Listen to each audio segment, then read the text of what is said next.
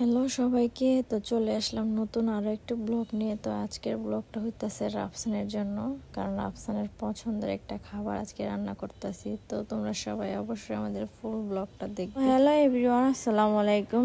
তোমরা সবাই কেমন আছো? আশা করি খুব ভালো আছো। তো আলহামদুলিল্লাহ আমরাও খুব ভালো আছি। তো আজকে আমার ছেলের জন্য চিকেন বিরিয়ানি রান্না করব। যেহেতু ছোট মানুষ, তো এত মশলাপাতি কিছু লাগবে না। তো এখন প্রথমে আলুগুলো ভেজে নিতেছি। তো এই তো এখন প্রথমে আলুগুলো ভাজবো, তারপরে এর মধ্যে আর কি তোমার একটু তেল দিয়ে দিব।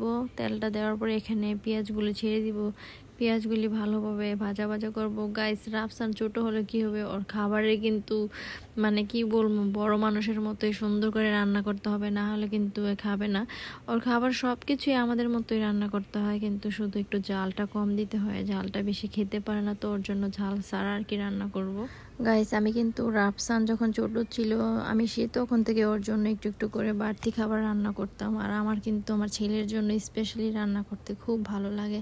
রাফসান কিন্তু আমার হাতের রান্না খেতে খুব পছন্দ করে। ও সব সময় বলে যে আমার আম্মুর হাতের রান্না আমার কাছে খুব ভালো লাগে। তো এখানে কথা বলতে বলতে যেহেতু পেঁয়াজটা ভাজতেছিলাম, তখন আর কি একটু হালকা গরম মশলা, তারপরে এলাচ ওইগুলো দিয়ে দিছি। তারপরে আবার একটু সামান্য পরিমাণ আদা রসুন বাটাও দিয়ে দিলাম, কারণ বিরিয়ানি বা মাংস যেটাই রান্না করো না কেন, আদা রসুন বাটা ছাড়া কিন্তু কোনো ফ্লেভারে আসবে না। এই তরকারি বা বিরিয়ানি রান্নার জন্য আদা রসুন বাটার হইতেছে তোমার সবচেয়ে থেকে মূল জিনিস। তারপর হইতেছে এখানে একটু প্যাকেটের হালকা একটু মশলা দিতেছি, কারণ এই মশলাটা না দিলে একটু ভালো কোনো ফ্লেভার আসবে না। তো এখানে একটু মশলা দিয়ে দিলাম। তারপরে আদা রসুনের সাথে মশলাটা একটু ভালোভাবে ভাজা ভাজা করতেছি। এটা কষানোর পরে এখানে আবার একটু সামান্য পরিমাণ পানিও দিয়ে দিব। গাইস, আজকে আমার মনটাও ভালো নেই আর শরীরটাও ভালো লাগতেছে না। তো আমি কিরকম মানে কিভাবে যে কথা বলতেছি আমি নিজেও জানি না। আর তোমাদের মধ্যে কিছু মানুষ আছে যে আমার ব্লগ দেখে আবার আমার পিছনে পিছনে বদনামও করে। আরে ভাই, তোমরা কেন আমার ব্লগগুলো দেখো? তোমাদেরকে আমি দেখতে বলছি। এই ব্লগ দেখে আমি কি করলাম, কে আসলো না আসলো, সেটা তো তোমাদের দেখার বিষয় না। তোমরা কেন দেখো ভাই? আমার যারা প্রিয় মানুষ আর আমি যাদের কাছে প্রিয় মানুষ, আমি তাদের জন্য অবশ্যই ব্লগ আপলোড করে থাকি, আর তারাই আমার ভিডিওগুলো দেখবো। ভাই, তোমরা দয়া করে উল্টাপাল্টা কোনো কথা বললো না। তো এখন আবার তোমার মশলাটা কষানো হয়ে গিয়েছে। তো এখানে আমি আলু ভেজে রাখা যে আলুগুলো ছিল, তো এখন আলুগুলো দিয়ে দিব। আলুটা দিয়ে একটু ভালোভাবে কষাবো, কারণ এখনকার আলু নাকি একটু তোমার সিদ্ধ হইতে সময় লাগে। তো এই জন্য আর কি আমি আলুগুলো একটু তাড়াতাড়ি দিয়ে দিয়েছিলাম। তো আলুটা দেওয়ার পর কিছুক্ষণ তোমার সময় নিয়ে একটু ভালো করে ভাজতেছিলাম। তারপর এখানে আবার মাংসটা দিয়ে দিতেছি। এই তো এখন একটু একটু করে মাংসটা পানি ঝরিয়ে তারপরে দিয়ে দিব। মাংসটা দিয়েও আমরা আবার কিছুক্ষণ যাবত একটু কষাবো, কারণ মাংসটা কষানোর পরে আর কি আমি চালটা দিব। এখানে তো অল্প কিছু পরিমাণ চাল আর বাচ্চার জন্য রান্না করতেছি, তো এত আর কিছু করতে হবে না।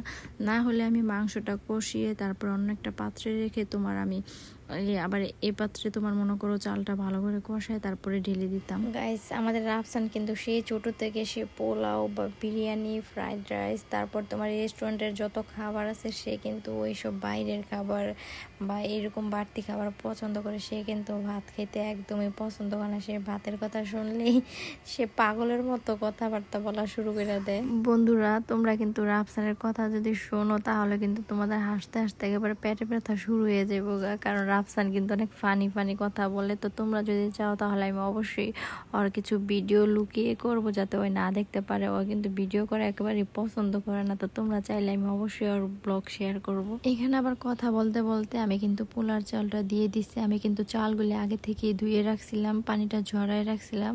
পোলার চালটা একটু ঝরায় রাখলে কিন্তু পোলাওটা ঝরঝরা হয়। তো এখানে আবার একটু সামান্য পরিমাণ দুধ দিয়ে দিলাম। এখন এখানে পানি দিব।